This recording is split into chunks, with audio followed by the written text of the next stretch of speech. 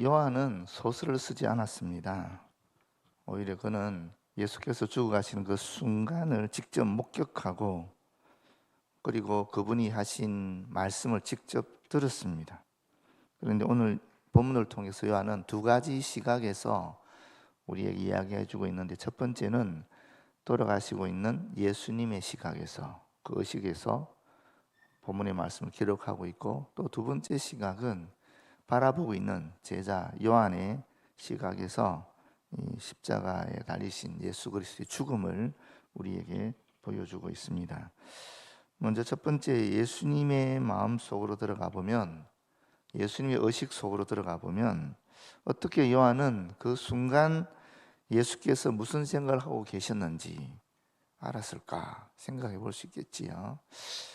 재미있는 상상이긴 한데 아마도 그러지 않았을까 싶어요. 예수께서 부활하신 다음에 40일 동안 계셨잖아요. 그때 요한이 예수님에게 예수님이 십자가에서 돌아가실 때 무슨 생각을 했습니까? 물어보지 않았을까?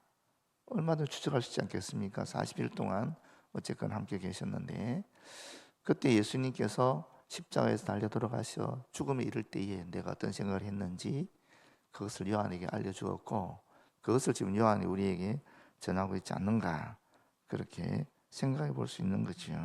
성경에 나오지 않지만 얼마든지 그럴 수 있겠다. 그렇기 때문에 요한은 그 예수님의 의식으로, 예수님의 시각으로 오늘 본문의 말씀을 기록하고 있다라고 보여집니다. 먼저 첫 번째 예수님이 하신 말씀을 보게 되면 내가 목마르다라고 얘기하고 있지 않습니까? 내가 목마르다. 28절에 예수님은 사마리아 여인에게 이렇게 말했습니다. 내가 주는 물을 마시는 자는 영원히 목마르지 아니할 것이다. 이런 말씀하셨고, 또 초막절에는 누구든지 목마르거든 내게 와서 마시라고 큰 소리로 외친 분입니다. 그런데 지금 이분이 목이 말라서 목마름으로 죽어가고 있습니다. 왜 이 말씀을 하셨을까? 지독하게 목이 마르기 때문에 이 말씀을 하셨겠죠. 십자가형의 고통 중에 하나가 뭐냐면 바로 이 심각한 갈증입니다. 탈수가 급속히 진행되거든요. 땀이 흐르고 또 이미 많은 피와 엄청난 그런 고통을 당하는 가운데 땀이 많이 흘리지 않았겠습니까? 또 아침 낮일부터 계속해서 그 태양빛에 노출이 되었기 때문에 당연히 목이 마를 수밖에 없는 거죠. 그런데 요한은 이 신포도주를 마시라는 말을 듣고 난 다음에 일어난 마지막 말씀을 세 가지 표현을 하고 있습니다. 28절에 보게 되면 예수께서 모든 일이 이미 이루어진 줄 아시고, 이 이루어진 줄이라는 동사가 나오죠. 그 뒤에 바로 성경을 응하게 하려 하사, 응하게 한다는 말씀이 나오죠. 그리고 30절에 보게 되면 다 이루었다, 이런 세 가지 동사가 나오는데, 이 이루어진, 응하게, 이루었다, 이 세 가지 동사는 모두 다 어떤 목적이 성취되고 완성되었다라는 뜻을 가지고 있습니다. 다시 말하면 죽어가시는 순간에 예수님의 마음에는 무력한 절망이 아니라 성취감이 있었다라는 것입니다. 성취감으로 가득 차 있었다라는 것입니다. 예수님께서는 왜 마지막 순간에 내가 목마르다 그러셨느냐 하면은 그분이 아셨던 바 때문에, 다시 말하면 이제 모든 것이 성취되었음을 아셨기 때문에 이 말씀을 하셨다라는 겁니다. 두 번째는 그분이 의도하셨던 바 때문에 이 말씀을 했다라는 것. 다시 말하면 성경이 성취되기를 원하셨기 때문에 이미 죽어가고 있었지만 여전히 자기의 생각과 의도와 말과 행동을 전적으로 통제하고 있었고, 또 철저하게 의도적인 이런 말을 했다라고 볼 수 있는 것입니다. 두 번째는 28절에 나오는 모든 일이 이루어진 줄 아시고 하는 말씀, 또 성경에 응하게 하려 하신 말씀, 다 이루었다 하신 이 세 가지 동사를 조금 구체적으로 살펴보겠는데, 예수는 아직 죽지 않으셨지만은 이제는 어떤 것도 자신의 죽음을 막을 수 없음을 아셨습니다. 예수님은 바로 이 일을 위해서 이 땅에 오셨거든요. 성부께서 보내신 목적이 바로 여기 있었습니다. 그렇기 때문에 예수님은 죽기로 그토록 철저하게 결심하셨다라는 것입니다. 예수님의 삶을 보게 되면은 이 예수님의 죽음을 막기 위한 여러 가지 시도가 있었다라는 것을 알 수 있습니다. 처음부터 그랬습니다. 헤롯이 아기들을 죽이지 않았습니까? 2살 미만의 아이들을. 그때 이미 예수님의 죽으심을 막기 위한 시도가 있었다라는 거죠. 두 번째는 마귀의 유혹이 있습니다. 마귀도 예수님이 죽기를 원치 않았던 것이죠. 그래서 어떻게든 유혹을 해서 이 인류의 대속의 심각한 이 구속의 문제를 해결하지 않도록 시도했다라는 것입니다. 뿐입니까? 가장 가까웠던 수제자라 했던 베드로조차 예수께서 죽으신다 그랬을 때 만류하지 않습니까? 그리고 가족들도 예수님이 이런 주님의 사역, 하나님의 사역하는 것을 막기 위해서 애를 썼습니다. 게세마네에서의 경험 어떻습니까? 주님의 마음조차도 이 잔을 내게서 피하게 해주십시오라고 부르짖지 않습니까? 주님조차도 사실은 이 죽음을 피했으면 좋겠다는 마음이 있었다는 것을 우리는 여기서 발견하게 됩니다. 빌라도가 재판할 때는 어땠습니까? 이 사람은 죄가 없다. 예수님을 죽지 않게 하기 위해 그건 나름 노력을 했다라는 것을 볼 수 있는 것이죠. 그리고 마지막으로 아시다시피 행악자들의 조롱조차도 예수님께 분노를 일으켜서 그 죽음의 자리에서 벗어나게 하려는 의도를 가지고 있었다라고 볼 수 있는 겁니다. 다시 말하면 예수님이 십자가에 죽으심은 하나님의 목적이고 뜻이었고 의도였지만은 그러나 이 목적을 벗어나게 하기 위한 여러 가지 시도들이 예수님의 삶의 탄생의 순간부터 죽음의 순간에 이르기까지 끊임없이 계속되었다라는 겁니다. 그럼에도 불구하고 예수님이 결국 이 죽음을 받아들이셨다라는 것입니다. 그 다음에는 성경에 응하게 하려 하사 하는 말씀이 있죠. 예수님의 생애 전체에서 지금까지 그분을 인도하셨던 것이 바로 성경 말씀이었죠. 우리가 생각할 때는 구약의 말씀이죠. 그런데 이 구약의 말씀이 죽어가는 그 순간에도 예수님의 의식 속에 가득 차 있었다라는 것입니다. 특별히 시편 22편 말씀이 예수님의 마음을 채웠을 것이다 라고 요한은 생각하고 있습니다.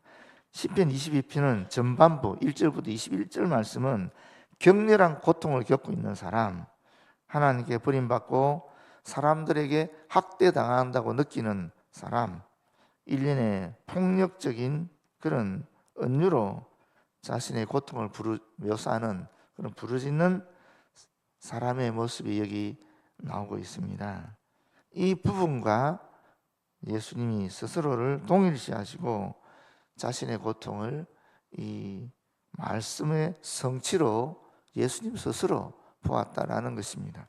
아시다시피 1절에 엘리 엘리 라마 사막다니라는 말씀이 있고 또 15절에 보게 되면 내 힘이 말라 질그러 조각 같고 내 혀가 입 천장에 붙었나이다. 주께서 또 나를 죽음의 진토 속에 두셨나이다. 이 말씀이 있고 또 18절에 보게 되면 제비뽑기하는 이야기가 나오거든요. 그러니까 이 시편 22편의 전반부의 말씀과 당신이 지금 십자가에 못 박혀 돌아가신 이 상황을 연결해서 이 성경의 성취가 바로 예언의 성취가 바로 지금 당신의 죽음이다 하는 것을 마음속으로 생각하셨다라는 것입니다.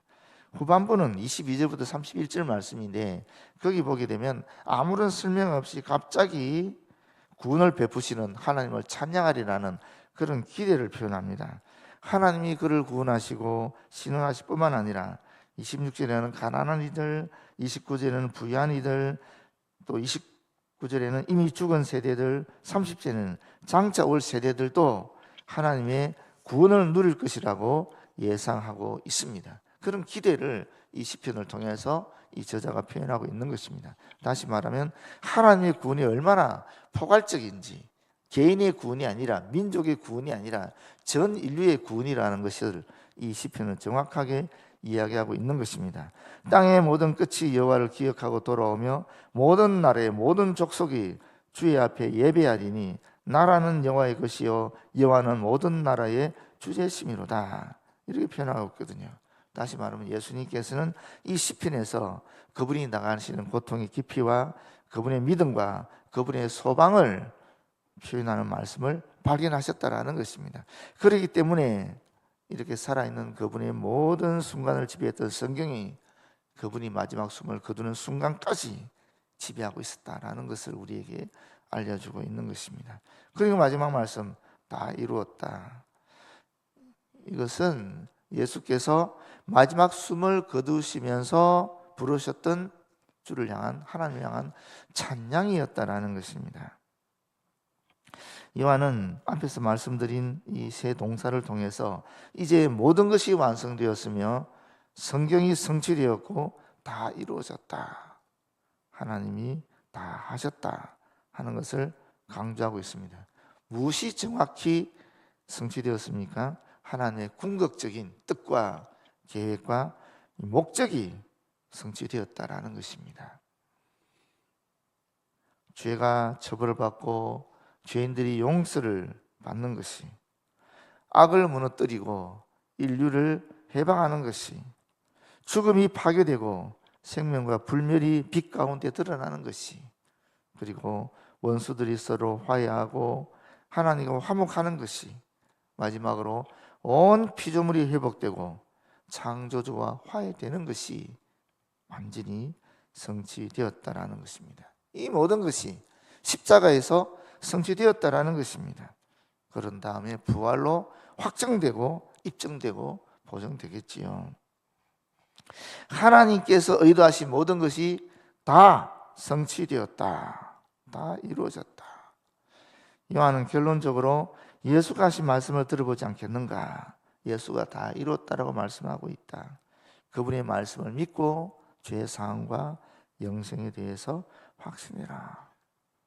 내 지은 죄 죽음까지 붉을지라도 주 예수께 다 아뢰면 그 십자가 피로써 다 씻으사 흰 눈보다 더 정하게 되겠다는 찬송가 413장의 말씀을 지금 이야기하고 있는 것입니다. 그리고 요한은 그분이 그분의 영을 의도적으로 내어주셨다라고 말하고 있습니다. 머리를 숙이니 영혼이 떠나가시니라. 그분은 그저 숨을 거두지 않으셨습니다. 그저 의식을 잃지 않으셨습니다. 그저 생명을 잃어버리지 않았다라는 것입니다. 그분은 자신의 생명을 스스로 내어주셨다라는 것입니다. 능동적으로 선택하셨다라는 것입니다. 의식적으로 이 선택을 하셨다라는 것입니다. 왜?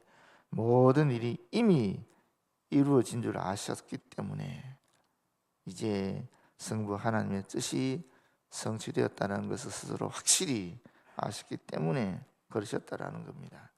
두 번째는 자신의 영혼을 내어주는 이 그분의 마지막 행동 그 자체 또한 머릿속으로 아신 것뿐 아니라 이제 행동으로 하나님의 뜻이 완전히 성취되었음을 표현하셨다라는 겁니다. 여기에 성부와 성자와 성령의 완전한 조화가 일치가 존재합니다. 이 드라마 속에는 두 명의 배우밖에 없다라는 것입니다. 첫 번째는 하나님, 삼위일체 하나님. 두 번째는 바로 우리들이죠. 인간이죠. 그 두 명의 배우밖에 없다라는 겁니다. 성부 하나님이 성자 하나님에게 이 처벌을 맡기고 그런 개념이 아니라는 겁니다. 삼위일체 하나님이시니까 예수 그리스도 죽음을 성부 하나님이 방치하신 것이 아니라 예수 그리스도와 함께 성부 하나님도 성령 하나님도 같이 십자가에서 죽으셨다라는 이야기입니다. 그렇기 때문에 두 존재의 배우만 있는 거죠. 삼위일체 하나님과 인간, 이 두 부류의 배우만 존재하는 것이지 성부 하나님이 예수님을 방치하시고 성령 하나님도 그를 예수님을 방치하시고 그런 개념이 아니라는 겁니다. 다시 말하면 실제로 인간이 죄를 지었고 그 죄에 대한 처벌은 인간이 받아야 됐음에도 불구하고 사실은 하나님께서 성부, 성자, 성령 하나님께서 십자가에서 대신 죽으셨다라는 겁니다. 우리는 보통 예수님은 죽으셨고 성부 하나님은 멀리 계시고 이렇게 생각하기 쉬운데 그렇지 않다라는 겁니다. 하나님 당신이 삼일째 하나님이 예수 그리스도 함께 같이 인간을 위해 십자가에서 죽음을 당하셨다. 이렇게 보는 것이 마땅하지 않겠느냐라는 이야기입니다. 십자가를 이해하려고 할 때 절대로 성부와 성자와 성령을 분리해서는 안 된다라는 겁니다. 그리스도의 삶에서 성부와 성자가 하나이셨듯이 그분의 죽음에서도 성부와 성자는 하나이셨고 성령 또한 함께 하셨다라는 것입니다. 그래서 고린도후서 5장 19절에 보면 다른 누군가를 대신 처벌하지 않으셨다. 자기 아들을 통해 하나님이 스스로 우리를 대신하셨다 하는 구절이 있는 것입니다. 크게 두 번째로 요한의 눈을 통해서 이제 보게 되겠습니다. 십자가에 못 박힌 사람이 다리가 꺾이게 되면 어떻게 되느냐 하면 이제 그는 숨을 쉬기 위해서 이 몸을 밀어 올릴 수 없게 되는 것입니다. 십자가가 있는데 이 십자가에 받침이 있거든요. 발을 받치는 받침. 이런 받침이 있는데 이 받침이 있으니까 발에 힘을 주고 내 몸을 숨을 쉴 때 올라가야 되잖아요. 우리 흡하가 올라가야 되지 않습니까? 근데 꼭 지지하는 것이 이 받침이라는 거예요.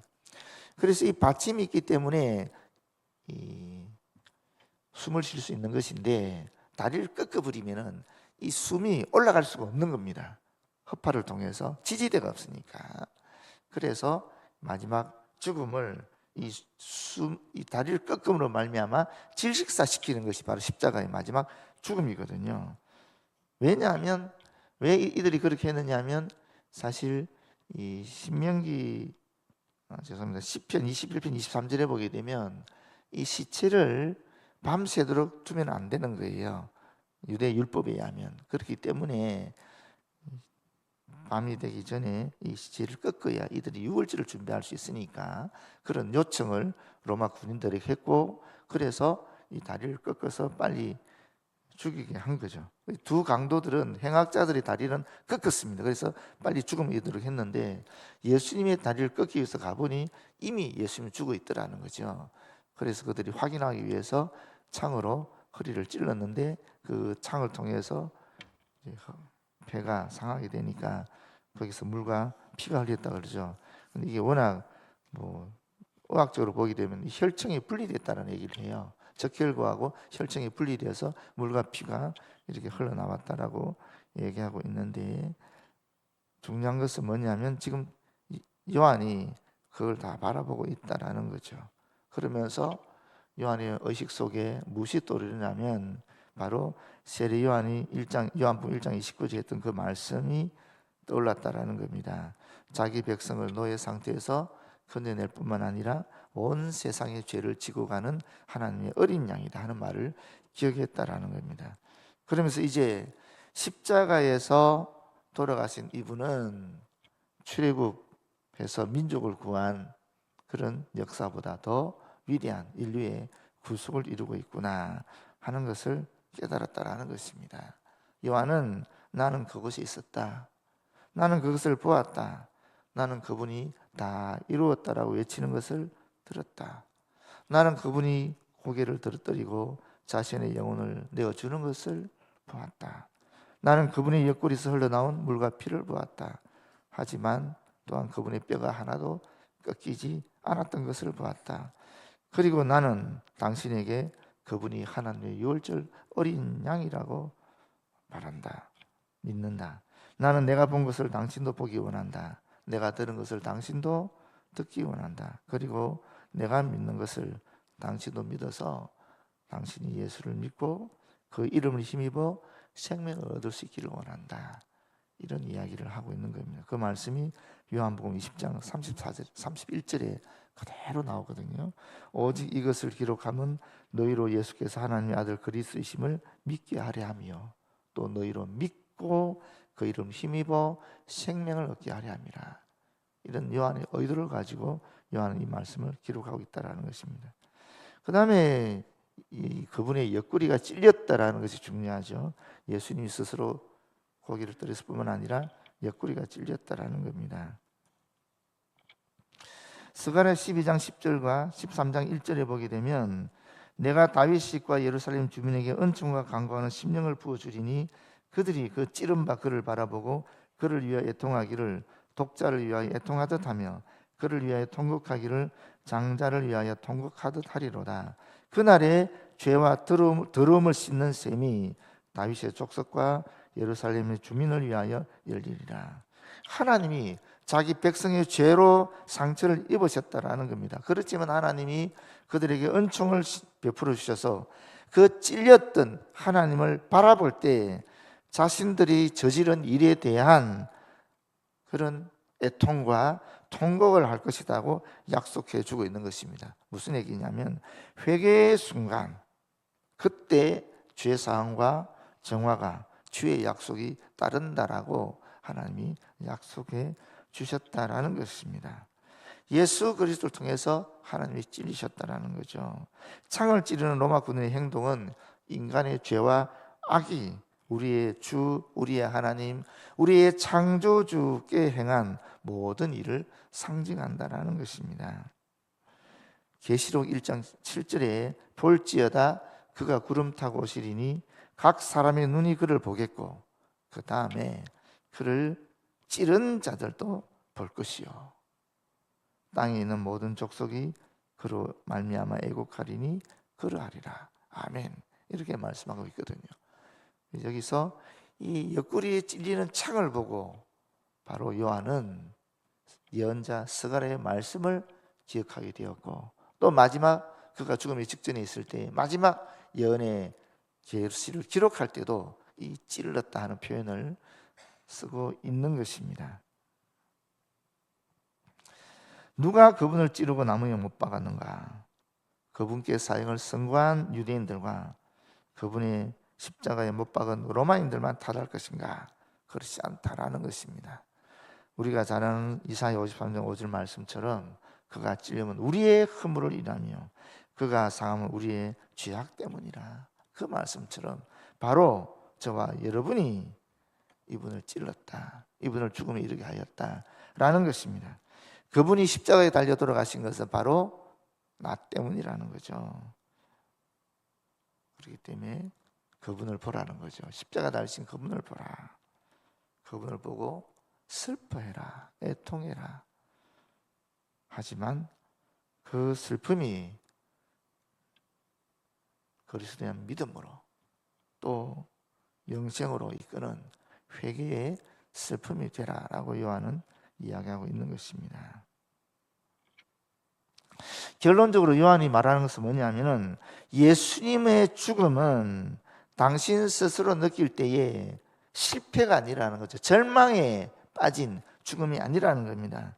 그것은 그 이전부터 하나님께서 예언해 왔던 성취였다.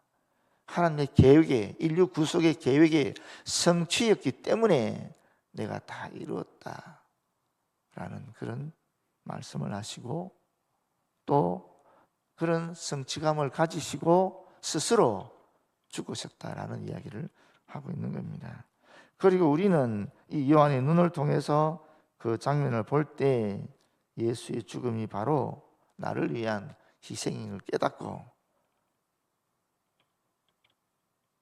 애통해하면서 회개하면서 예수께서 베푸시고자 하는 그 은총의 자리로, 구원의 자리로, 영생의 자리로 가자, 함께 가자라고 말하고 있는 것입니다.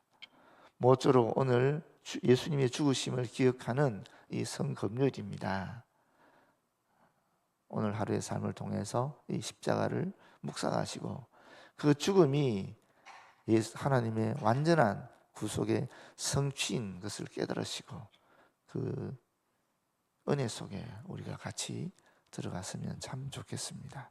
기도하겠습니다. 주님 감사합니다. 오늘도 말씀을 통해서 십자가에서 돌아가실 때에 주님이 느끼셨던 그 마음의 한 자락을, 의식의 한 자락을 우리가 생각해 할 수 있으니 고맙고 감사합니다. 뿐만 아니라 실제로 보고 들었던 요한의 증언을 통해서 우리 또한 그 현장에 있게 하시니 고맙고 감사합니다. 이제 오늘 하루의 삶을 지속하는 동안에 이 요한의 눈으로, 요한의 생각으로, 요한의 의도대로 오늘 하루를 묵상하는 귀한 시간 되어지도록 인도하여 주시옵소서. 예수님 이름으로 기도드립니다. 아멘.